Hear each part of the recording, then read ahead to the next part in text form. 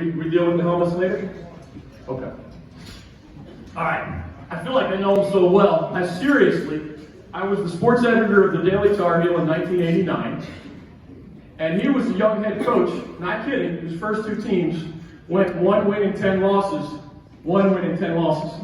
Now, as a journalist, your job is to reflect reality. If you're good at your job, you're not supposed to hype it up unfairly. You're not supposed to personally attack anybody unfairly. You're supposed to call it as it is, right? So I'm the sports editor of the Daily Tar Heel. Before the internet, they're reading my stuff every day. What am I supposed to say? 1 in 10 doesn't sound great.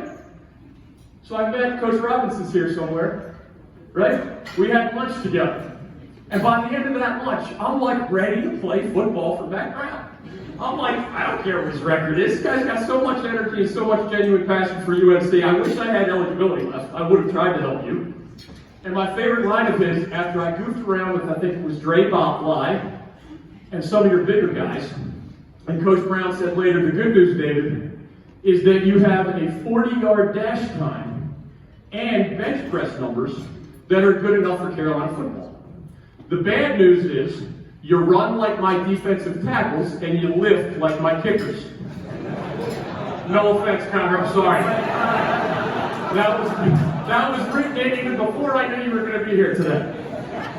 He is already a member of the College Football Hall of Fame.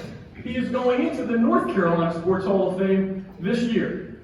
He and his brother Watson, amazing connection to our event today, and the late coach Bill Dooley and brother Vince Dooley, whom we will hear from later today, are the two winningest pairs of brother coaches in the history of FBS football. So there's just like a magical blend going on here today. He has sent players into the NFL draft 28 years in a row. That is just an insane number. He, of course, won the national championship with the Texas Longhorns. He is the winningest coach in UNC football history. And I guess I get to call him an old friend as well. Please welcome Mack Brown to our Q&A.